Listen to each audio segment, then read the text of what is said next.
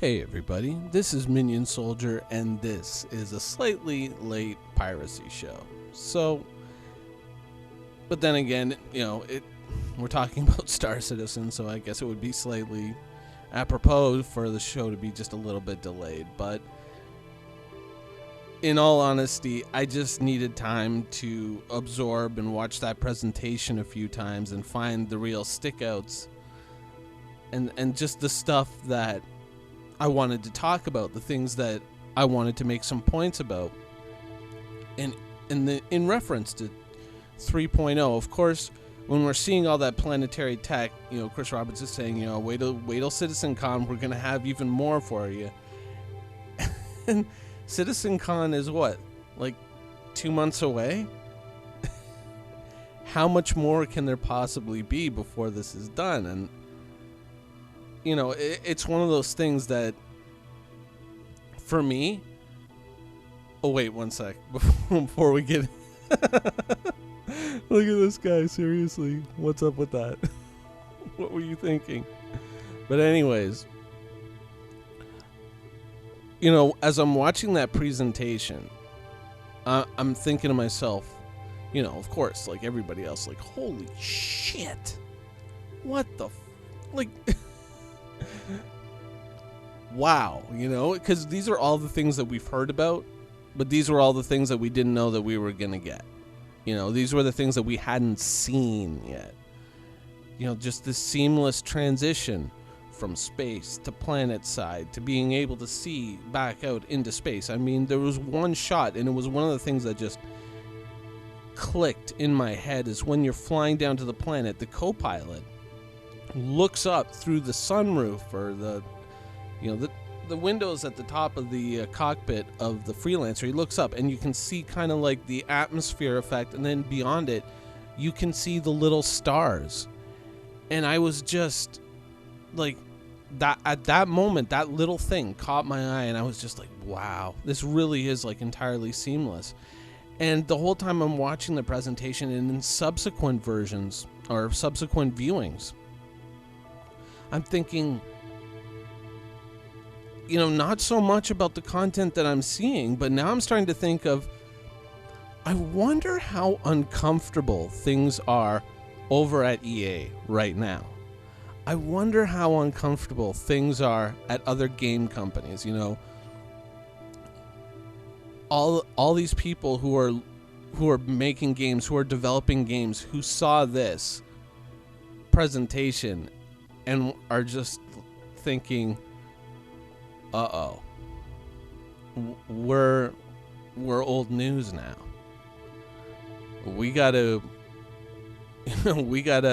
change the way we're looking at things, because I think we might have just got left in the dust. Like, I'm seriously, like, when I'm watching that presentation, I'm thinking, we just saw a complete shift in gaming, in the expectation of what gaming is going to be, in the quality of the experience. It was,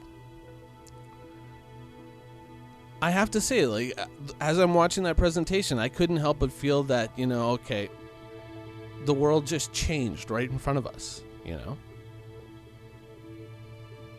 and there's still, like, there's more to come. And all that stuff that we saw in that video, all that stuff, hopefully, fingers crossed, nothing goes wrong, by the end of the year, we're going to be playing with that stuff. We're going to be playing in that universe. Now, what I'm doing right here, of course, is the same thing that we've all done. Some of us hundreds of times, some of us thousands of times. You get into the baby PU, you do a few missions, and you kind of let your imagination take over a little bit, and you get excited, and you go, oh man, I can't wait till I can do this. I can't wait till I can do that. And now it's like we're right on the verge of getting all this cool stuff and all these cool toys to play with. And for me as a backer, like, I'm sitting there going, I feel utterly vindicated by the presentation, because I have to think that all the people who have basically been like, oh, Star Citizen, that's a scam, right? They're just going to take your money and spend it all, and they're never going to have a game to, finish. I think all those people are now feeling very uncomfortable, especially maybe some of the media outlets or reviewers or critics out there who are like, oh, Star Citizen's a scam and a fool and their money are easily parted, and are now sitting there going like, oh shit, he's actually doing it. Because up until now, everything that we had seen, there was some really cool stuff, but the meat and potatoes, seeing it actually come to life had not happened yet. We haven't seen hide nor hair of Squadron 42 yet.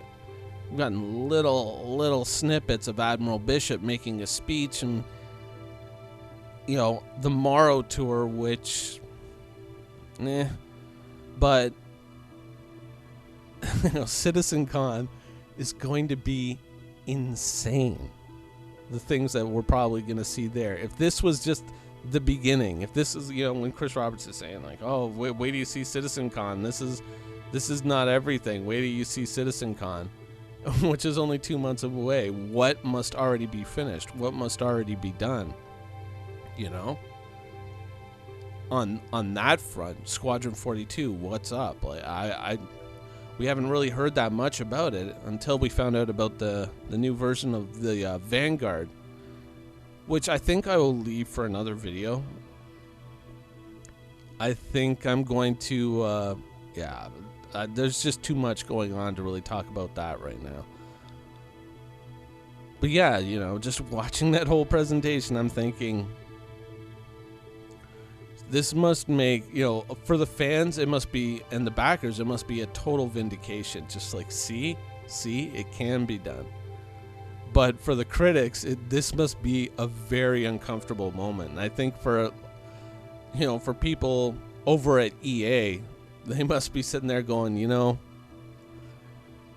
people are going to expect this now in a Star Wars game. There's probably going to be game developers going, oh man, if we can get a hold of that technology and we can do this with a Star Trek game, do you think you know how much money we're going to make if we can promise Star Citizen but with Star Trek, like under a Star Trek theme? Do you know how much money you would make? And do you know how many companies are now looking at this and probably going, we need to do that shit, and we need to do that shit now? I mean, think about it. EA is probably looking at this and they're going like, oh god, we need to fucking pull some cash together fucking fast, and we got to get started on fucking Star Wars Citizen, and we got to get started on that shit now, because otherwise this guy is gonna fucking just take the whole fucking market. And that's really I think that's gonna be pretty damn cool if that actually happens. But yeah, I mean, I'm watching that presentation, I'm thinking, we just saw the whole world just fucking change right in front of our eyes. At least in a gaming perspective. And I mean, some of the stuff, the real good stuff, we haven't even really seen yet. 3.0 is going to have trading, cargo transfer, piracy, finally actual, like, real piracy, mercenaries, bounty hunters. It's unbelievable. But there was one little snippet in that presentation. Apparently some people didn't catch it. So I was talking, with the other members of my org, and we were chatting about the presentation. A few of them never picked up on this. So I went back and I got the direct quote. And if you follow that link, I'm going to put it in the description below again, to the Star Citizen presentation. And you go to 1 hour, 29 minutes, 40 seconds, and listen to what Chris Roberts says. And he says, oh, when you see, now you guys will be able to go down to a planet and set up a little homestead just like that. I'm paraphrasing a little, but so we can build our own bases on planetoids in space. Like, we can just go ahead and build our own personal space in the universe. Because I know some people who play ARK who are going to lose their friggin' minds over that. I mean, anybody who's built any of those base or played with any of those base builder games, be it Rust or even Minecraft or anything like that, who loves to build their own base. I mean, think about it.